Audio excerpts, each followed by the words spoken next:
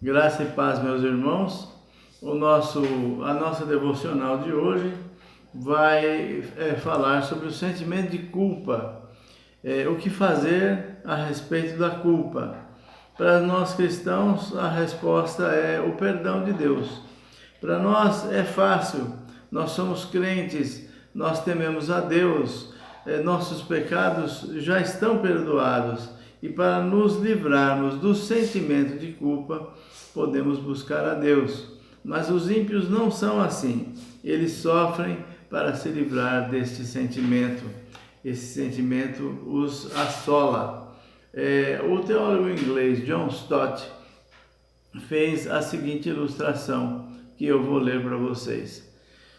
Margarita Lansky, famosa romancista e crítica inglesa do século XX, jamais escondeu seu ateísmo. Um dia, no entanto, na televisão, num momento surpreendente de sinceridade, ela deixou escapar: o que eu mais invejo nos cristãos é o perdão que receberam.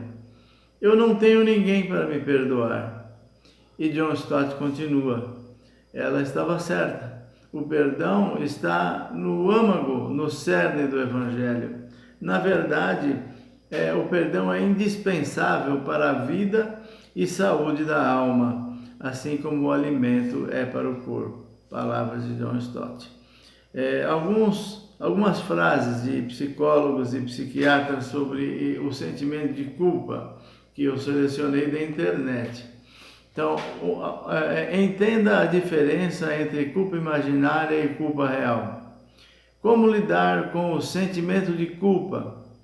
3 formas de acabar com o sentimento de culpa. E saiba como surge o sentimento de culpa e o que ele pode causar. O que nós observamos aqui, queridos irmãos, é que todos eles, sem exceção, querem tratar o efeito, mas não a causa. Querem eliminar o sentimento de culpa, mas não a própria culpa. E isso é lógico, porque eles não têm ninguém para lhes perdoar, porque eles não têm fé, porque eles não acreditam em Deus e eles não reconhecem os seus pecados, não se reconhecem pecadores. Hoje pretendemos, através de uma reflexão rápida bíblica sobre o problema da culpa, apontar para a solução de Deus, que está no texto de Romanos, capítulo 1, versículos 16 e 17, que é o nosso texto básico, ou seja, a graça e a justificação pela fé. Eu vou ler e vocês me acompanhem, Romanos 1, 16 e 17. Pois não me envergonho do Evangelho, porque é o poder de Deus para a salvação de todo aquele que crê, primeiro do judeu e também do grego, visto que a justiça de Deus se revela no Evangelho, de fé em fé, como está escrito: o justo viverá por fé.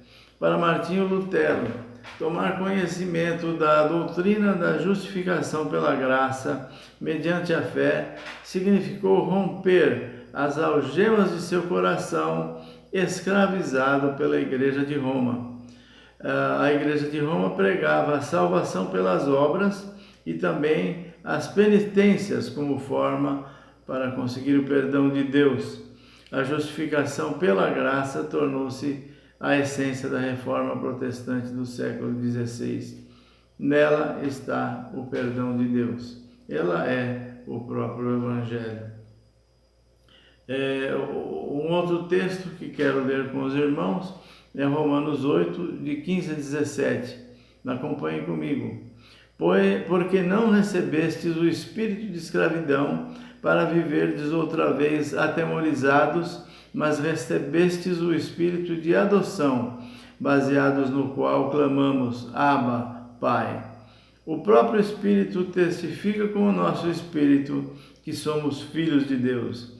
Ora, se somos filhos, somos também herdeiros, herdeiro de Deus e co-herdeiros com Cristo. Nossa sociedade está assolada pelo que Romanos 8,15 chama de espírito de medo. Quando o espírito de adoção de Deus pode quebrar as amarras desse medo. O texto diz também que em Cristo o cristão foi adotado por Deus e nesse espírito clamamos: Abba, Pai. Deus revelou seu nome no Antigo Testamento como Yahvé, o Todo-Poderoso, aquele que vive para sempre, o Senhor.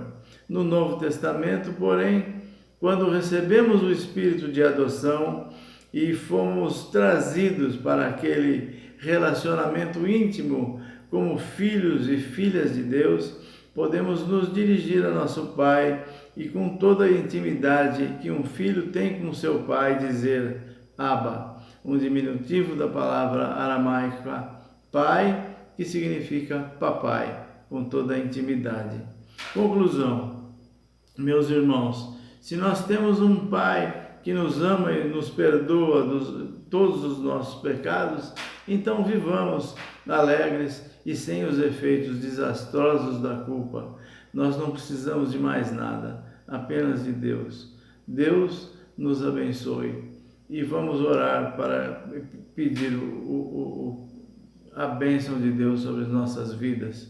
Senhor Deus, que o Senhor ilumine os nossos corações para que entendamos a Tua palavra e traga sobre a nossa alma o alívio da culpa dos nossos pecados.